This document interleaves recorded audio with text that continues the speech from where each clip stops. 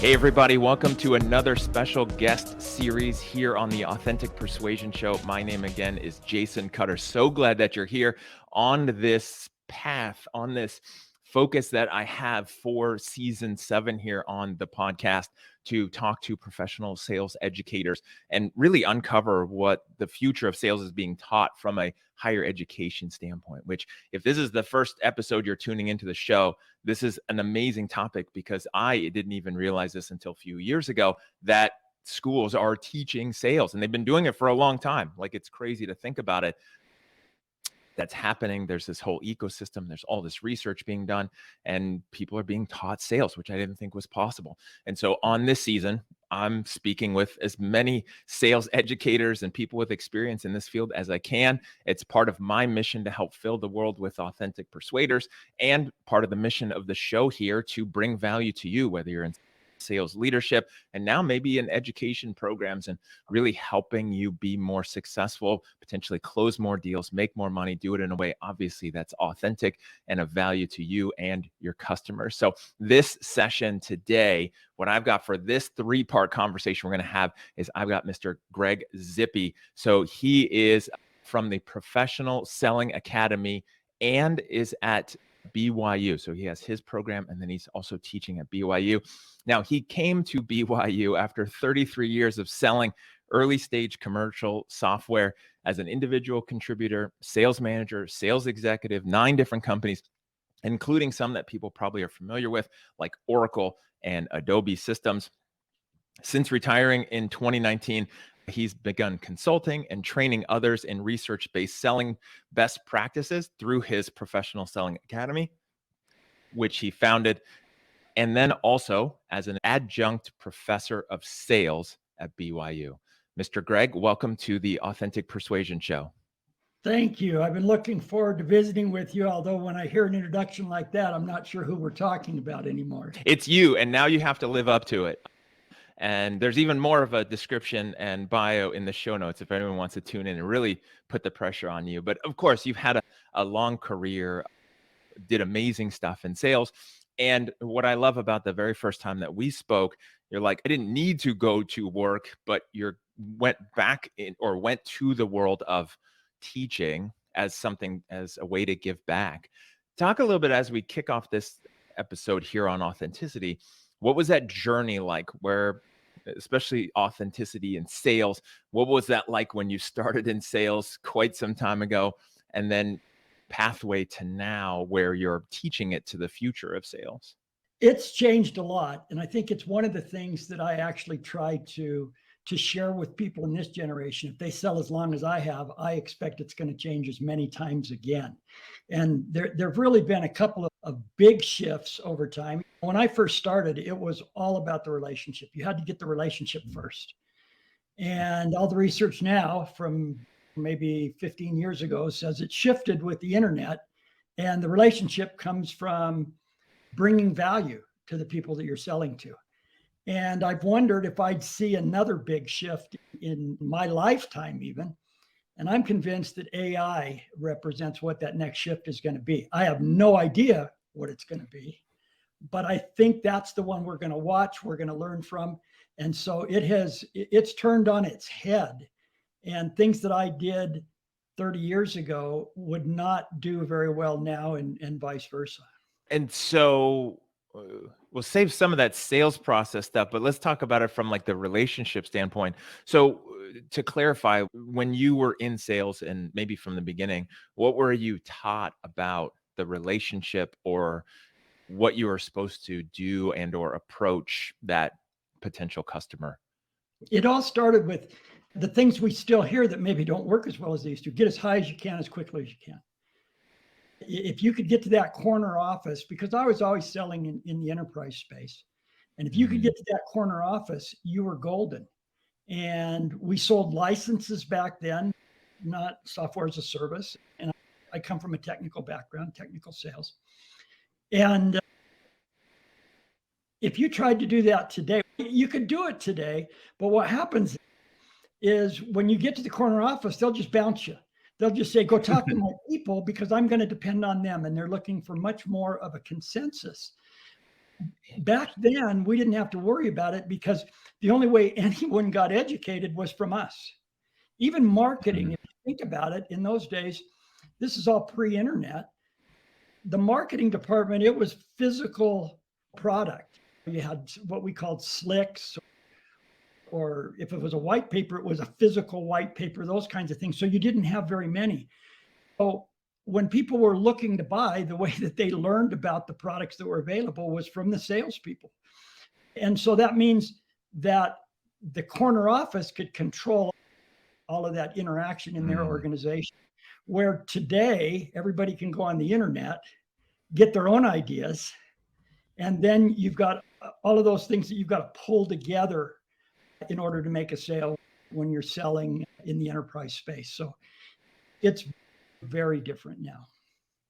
So where's that relationship change then from maybe being the one that controlled all of the education, the knowledge, and that power that came with that So versus the way that it really changed was that you built trust that you were someone they were willing to be educated by. So you were in there. That was the type of relationship that you wanted to build, and that you brought them value, and you were going to be someone they could rely on.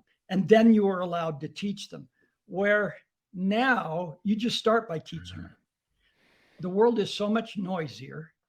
And so you've got to come in and you've got to quickly, and it's interesting because you establish your rapport when you teach them something they didn't know about their own space.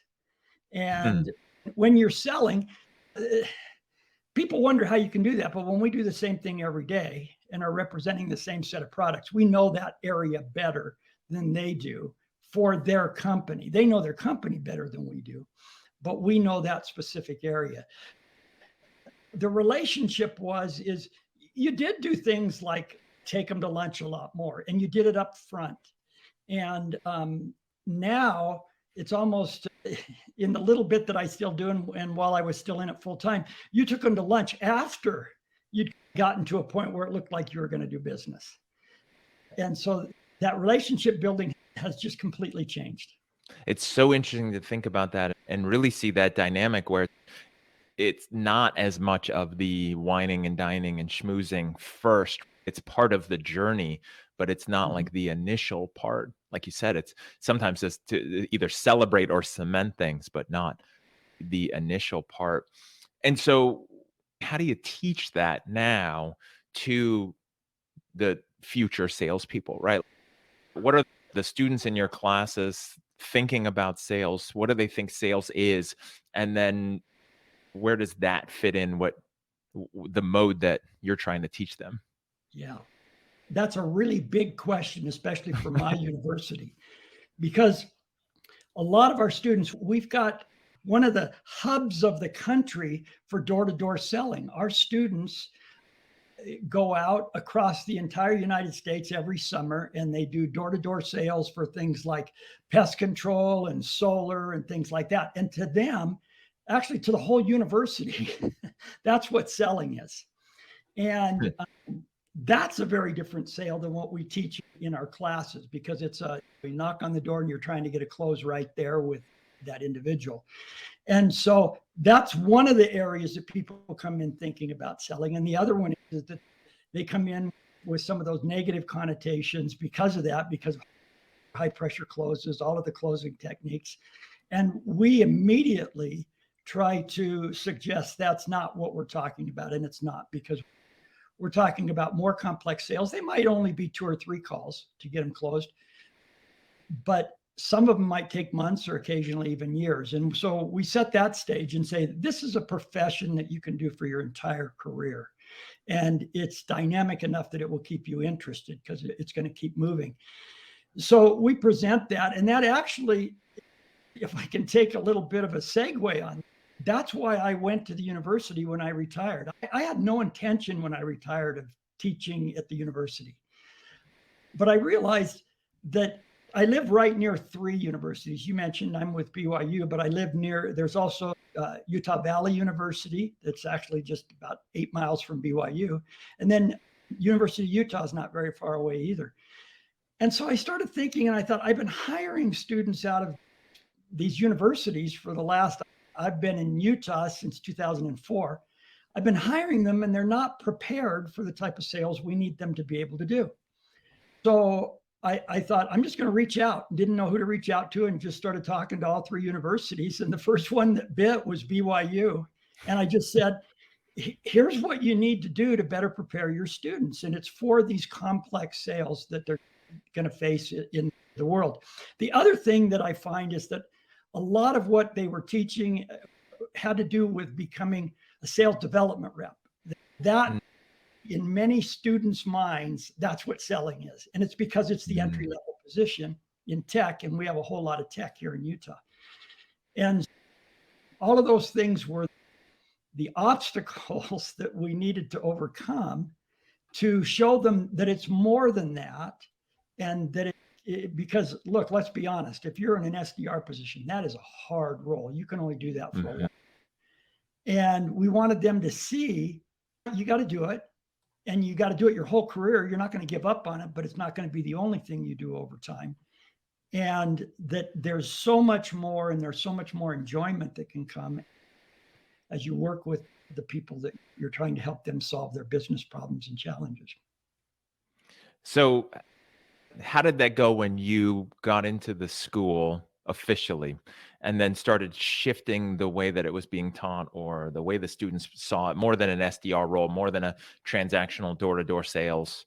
Like you said, that's really popular in that area. How do you teach them, especially the authenticity and the relationship building side, when you're talking a long-term thing and they're thinking sales is this, and you're trying to get them to shift into this? I just leaned into it.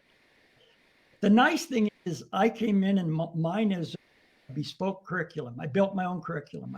In fact, it was funny because when I finally found the right person to talk to, and it took about 6 months to get through the process. And I think it was maybe late September, early October. And he said, "This is great. Can you start in January?"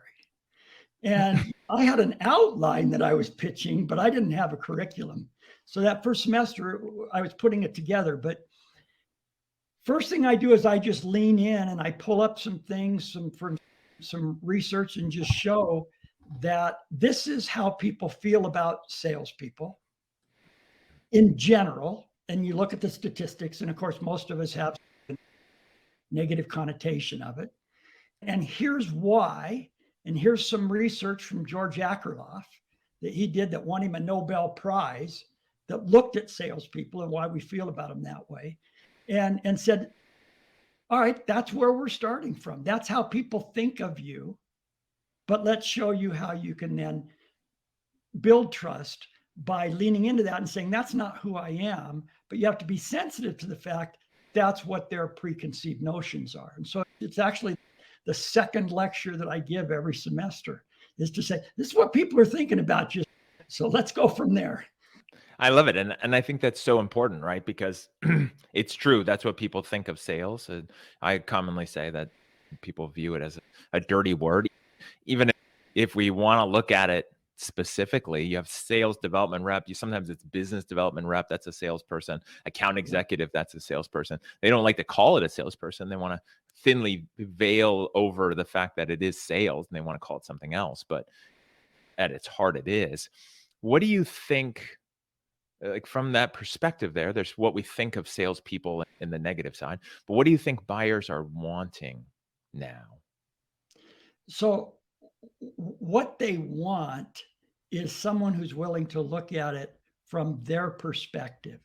It's about them. And that's one of the other things that I teach really heavily, is they don't care about us. They don't care about, we have quota. They don't care about how much commission we're going to make. They don't care that we're trying to get the club, any of those things. It's always about what's important to them. And I think when you talk from that standpoint, when you use words like you, again, another word from the research, that you talk about, can you see yourself doing this? Or what are the things that you are seeing in your organization? You always talk to them about that. And then you ask them, how would you see this working with what you've described? And I think that's what they appreciate, instead of us coming in and just saying, look what I've got, look how great it is. And you need to get it because everybody else has got it. And we're the top provider in the market of that kind of a product, whatever it is. You got to make it about them. All right. So you got to make it about them. Makes sense. Obviously, I totally agree. They're totally self-centered, that buyer. They only care about themselves and they see it from their perspective. And I love how you said they want you to see it from their perspective. Then you have that at the intersection of another human, the salesperson, who only also cares about themselves if they're not careful and is only wanting to see things from their perspective and make everyone, like you said, there's that shift. And a lot of salespeople go, we're great, and here's what we have, and here's what I'm going to do. And this is obviously you had a long career. Now you're dealing with students. How do you help shift that? What's the way to get someone, probably you teach them one way and then they default to it and you have to shift them back. How do you get someone out of that self-centered sales mode to actually look at it from the other perspective? That is fantastic. And I completely agree with you that you teach them and then we gravitate back to whatever it is that's natural. And it's not natural to do the things that we're talking about. You've got to practice. You've got to do it over and over again. In fact, at the end of the semester, I tell my students, look, I hope you come out of this feeling like there's a different way to do it, but knowing that you don't have it all figured out yet. And that you're going to have to be conscious of this, that you're going to slip back. You're going to go into organizations. I had one of my former students come back to me during this past semester and said, I'm in an internship right now and I'm working with sales enablement and we're working with the salespeople. I'm sitting in on sales calls and I'm thinking, don't do that. You're not supposed to do it that way. And then she has accepted a role to be a salesperson when she graduates. And she said, I'm so worried I'm going to fall right into what they're doing. And so I think part of it is acknowledging that when we're selling, there's so much on the table that we've got to keep in mind. And it's kind of like spinning plates, the old spinning plates on the bamboo things. And I think what we do in sales is we get this one going really good and I forgot about this one. I got to come back over here and emphasize this. In fact, I'll tell you a quick anecdote. I had a friend of mine and he records all of his sales calls for his reps and then they analyze them, right? With the listening tools that are out there today. And he brings in two at the end of every semester. My students listen to him and then we analyze them together. And this past time he came in, we analyzed them and there were all kinds of mistakes. And then at the end he said, now let me tell you, this person is in the top 3 in my company and this one's in the top 10. And yes, they made all kinds of mistakes. And he said, now one of them closed and one of them didn't. Do you know which one? And we didn't know. And in fact, it was the opposite of what we thought. Now, the reason I share that is because I think that is a great example of even when we're doing well, we're still gravitating back to that natural person of how we want to do it. And we're forgetting the good principles. I'll stop there because I can go on a rant on this if we're not careful. I will let you rant. It's interesting because you're talking about it. We've all been there. Like I've managed and then now consulting, listen to those calls and be like, wow, how did you miss that? Or why'd you do that? And immediately thinking of sports, right? Let's say like a football player where you watch it from the outside and be like, why did they do that? They made a mistake there. They're Hall of Fame. They could be doing amazing, right? Scoring, catching a lot, scoring lots of points. Like they're doing an amazing job. But when you watch it carefully enough, you can see the mistakes. And of course they will as well. I think the big thing is somebody open to that feedback. Do they want to get better? Or are they on autopilot? And where's that margin of error, margin of success? Again, it's always easier as an armchair quarterback, especially to listen to sales calls and be like, wait, why'd you do that? Which is tough. It's good, but it's also unfair relative to the moment, right? I could not agree with you more. And there's an old quote from Teddy Roosevelt about being in the arena, the man in the arena. It's not politically correct in today's world, but it's the man in the arena. And they're the one with the blood and the sweat. And so don't get down on them, right? And I always start with that quote before we analyze these calls, because they're in the arena. We're sitting, as you say, in our armchair. And yet, I think you made a really good point too, of do we allow ourselves to get complacent? If I'm running in the top 5 in the company of a sales team of multiple hundreds of people, it could be really easy to say, no, I'm just going to keep doing it the way I'm doing it. There are several reasons that's dangerous. One is your environment could shift on you. In fact, it has over the last few years. And some of those mistakes that you got away with in the better times, you're not going to get away with when it's a little bit tougher like it is now. And so just being willing to do that and making sure, I think the key here is that we want to make sure that our students know that there are different ways to do things so that they have, at least in the back of their mind, if something's not working, they know there's a way to go find. It's out there in my notes, it's out there wherever it is, right? And I can go find what it is that I'm not doing, and I can focus on it and get that plate spinning again, to go back to that metaphor. So you talked about like seeing it from their perspective. Buyers want you to see it from their perspective because they care about themselves and their issues or their goals and their challenges. And then we've got this salesperson who's also human.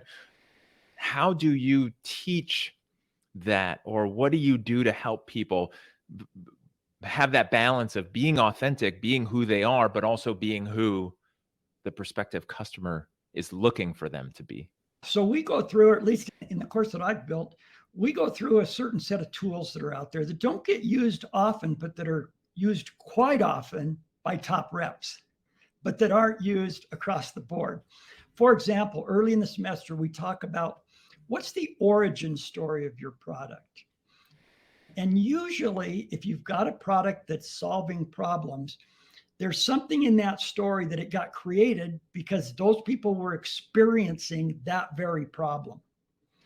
And it's not even necessarily their customers. Often it's just them. And if you're in an early stage company, it's a founder's story, right? This is why I built the company. And we try to look, and you can find that story for most products and what made it come about. And we talk about how you learn to tell that story in a way that it will relate, and people will say, hey, that's exactly the problem I'm facing. And it becomes real human when that's why we built it. We were facing the same problem. And so we teach them to do that. And then we talk a lot about Clayton Christensen's work on the job to be done, and going all the way to most of us will do pretty well on the functional job to be done. This product exists to take care of this problem. But usually, and if you look closely at what he was trying to teach all of us, and I wish he was still here to finish what he started, but we lost him too young, is that there's a psychological aspect that's underneath. And that's the one where the obstacle usually is and where you can break through. So when you talk about seeing it from the buyer's perspective, we need to figure out what's that anxiety the buyer's got that's stopping them, that has nothing to do with the product itself. It's something about the environment that you're trying to sell into. So we go through those kinds of things. I don't know how well they remember all of them at the end of the semester, but again, actually job to be done, they seem to love that one. The origin story, actually those two do both stick pretty well, but we do other things that don't stick as well. And I hope they're there in the back of their minds. I love it. And that's a great segue for us to close out this part of the conversation, because both of those go into the sales process more and the persuasion piece and how do we do that. I know for people who want to connect with you, they can connect with you on LinkedIn, which is how we connected through my journey of reaching out to people. So they can find you. If they go on LinkedIn, find Greg Zippi, Z-I-P-I. There's also going to be a link in the show notes for a program that you have coming out soon called the Professional Selling Academy, depending on when people listen to this and find this episode. And then also we'll have a link in there, but people can find the BYU sales program. I'll probably search that and find that as well, but we'll have that in the show notes. Greg, thank you for being here. And I will say this many times, thank you for what you're doing with the future of sales and how you're helping them see it as an authentic profession where they're actually building value. So thanks for that. And thanks for being here. And I can't wait for part 2. Thank you. I can't either. Let's keep going. All right. And thank you everyone for tuning in. As always, I appreciate you being here. Kind of what Greg said when we were talking in the very beginning is this is part of the journey that I have. And he's doing it from a professional research level, which I absolutely love, but helping shift sales from being what's seen as a dirty word and a career people don't want to get into, or somebody they don't want to have to deal with if they can avoid it, into something that's a valued profession and providing value and being of service like it is supposed to be. So I appreciate you being here. And until next time, make sure to tune in for part 2. But thank you for helping fill the world with authentic persuaders.